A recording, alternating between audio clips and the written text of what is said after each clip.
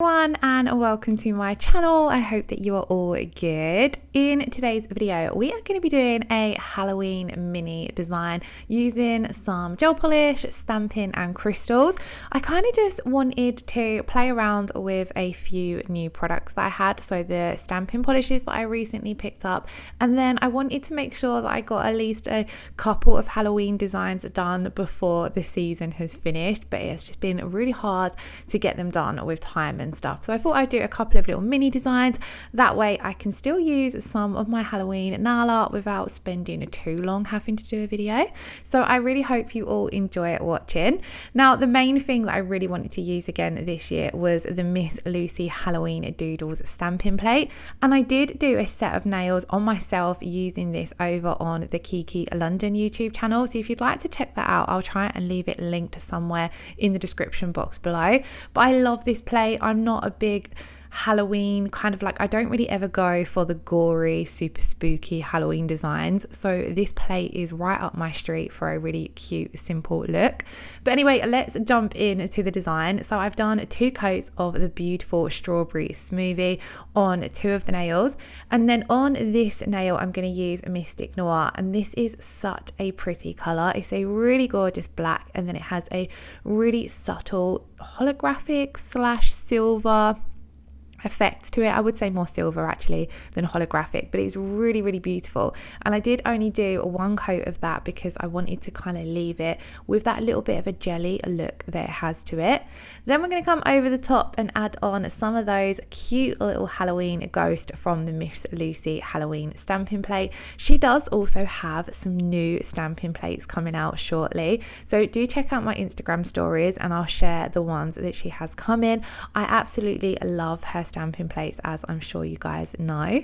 So back to the stamping, these polishes were recently the ones that I picked up on Amazon from Born Pretty. I will leave the collection linked in the description box below, but it was a fall inspired collection, but it had these really beautiful pinks in it and the white shimmery color that we're going to use as well. And I really wanted to test them out to see what the pigmentation was like and see what the colors were like over different color bases. So for example, over the pink base here, and then we're going to pop a little bit over the black as well.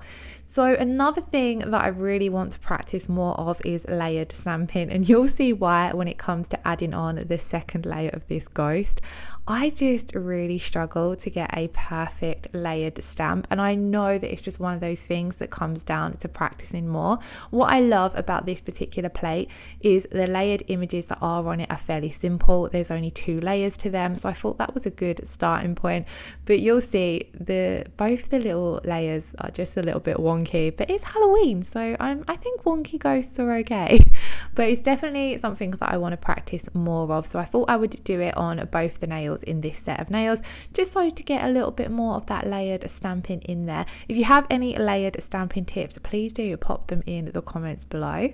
So on to this now, I want to add in a little bit of that Mystic Noir again, and we're going to do a French nail. So I'm going to take my Kiki London French brush, load it up with a generous amount of that color, and then I'm just going to start creating my French. So I do find this brush makes French a lot easier, especially when you're not working on super long nails like I am here. If you're working on short natural nails or medium length nails, it makes French a hell of a lot easier to get a nice consistent French across all of the nails that you're doing. I do still find French a little bit tricky on these long nails with it, and that's because I just personally have always struggled with French, and although this brush does make it a little bit easier, I just find it quite hard to create those long wings.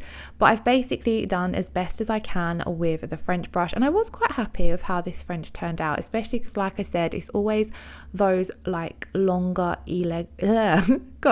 longer elongated looks to the French that I struggle with, because I want to get those wings right down, but I just find it quite hard on long nails with gel polish.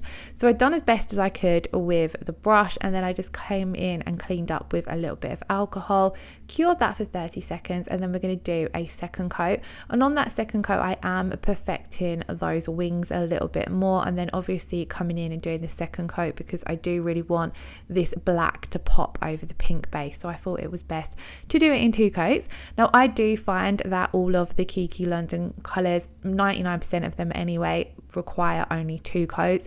There are the odd colour that you might find you need 3 coats, but personally for me, I always find that 2 coats is sufficient. There's even quite a few colours where they're so highly pigmented, I find you can get away with doing your coat in only 1 coat, but it is always recommended to do 2 thin coats.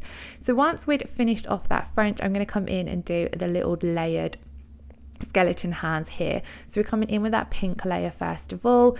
I've applied my stamping polish, scraped, picked up the image, and I'm just going to place it down so it crosses over that nail bed and French tip area. And obviously the pink does look a little bit different over the black, but I still thought it was pigmented enough to still pop in my opinion. So we're going to clean off the plate with some acetone, and then I did start off by doing this layer with black. So I scraped it, or I popped it down, and then I was like, actually no, I want to use that white shimmery color because it's a skeleton hand, so I thought it would work better in the white. Now when I swatched this white gel polish, I used it over a light color base in my swatch video, and it was really hard to see, so I wanted to pop it over some colors here, and you can see that the shimmer to it is really, really beautiful. So it's nice to have something like that in my collection rather than just a flat white, especially when you're doing fun nail art designs like this one.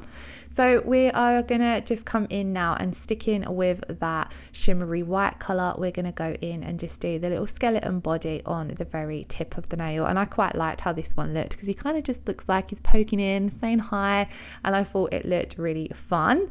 Then on to the third nail. Before we add our stamping, I wanted to add on a little bit of silver leaf.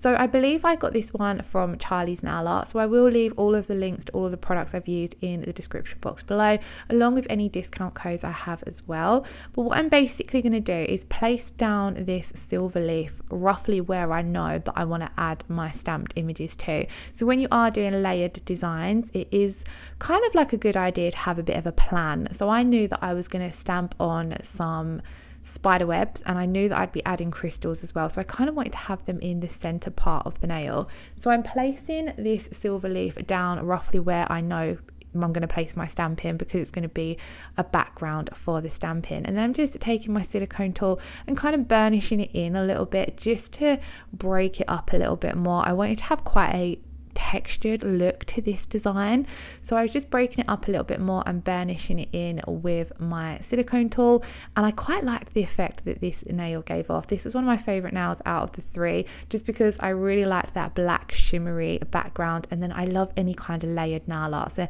layering the stamping over the silver leaf and then adding on the crystals, I just really loved that look. So once again, we're just going to come in and stamp on some little spider webs. I always clean my plates with either acetone or gel polish remover, and I'm just using some of these lint-free pads. I'm going to apply a generous amount of stamping polish, scrape, quick flick of the wrist, and then I'm going to pick up that image, and using a lint roller, I'm just removing any excess image that's been picked up, and then we're going to place this down on the nail. Now I do have a lot more dedicated stamping tutorials up on my channel, so I'll leave my stamping playlist linked at the end of the video if you'd like some more hints and tips on stamping. Then that was all 3 of the nails finished. We're just going to come in and add on some crystals. So this is another thing that I've been wanting to practice. I do not use crystals enough, and I went through a phase where I got the entire Kiki London collection of crystals, and then I also had some shapes, and I just went on like a bit of a crystal shopping spree, and I have a whole drawer full of crystals, and I just barely use them because I always sit there and I think I just don't know what to do with them. I obviously need to do a little bit of research and have a look at placement, but it's even things like, oh, what shapes do you put together, what sizes do you put together? So I thought I'm just going to try and push myself just to add them in, and I thought the more I add them in, hopefully the better I get, because that was how it was for me with stamping. I struggled with stamping, and then once I cracked actual stamping, I'd always be a little bit like, well, how do I add this into the nail design? And then the more I started doing it, now it just comes natural. So I'm hoping the same happens with crystals. Now I don't have any problems actually applying them. I always apply them using the Kiki London No Wipe Rubber Top Coat. I find this brilliant for popping them down, because you pop them down into the top coat with the top top coat wet, you're able to move them around as much as you want, get them into place before you pop it into cure. So this is great for someone like me who struggles with placement, because you haven't got to worry about the crystal drying or setting in place like you do with a glue. And I find that they hold absolutely beautifully. I don't have any trouble with them pinging or popping off when I do them this way on my own nails. So as you see on the first nail, we did a little cluster of crystals up in the corner, which was probably about as adventurous as the crystals get in this set. On the second nail, we just added them into the center of the spider webs. I did this on my own nails in the Kiki London video, and I really liked how it looked. So that's why it was included in this video as well.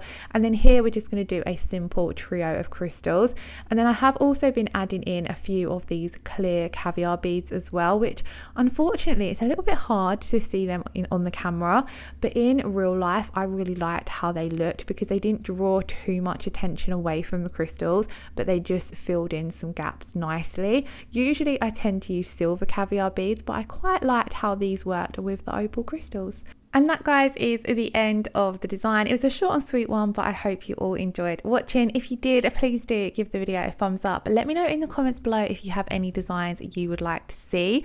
And if you haven't already subscribed to my channel, I would absolutely love it if you did. Thank you all so much for watching. I hope you all have a wonderful day. Lots of love. Take care. Bye bye.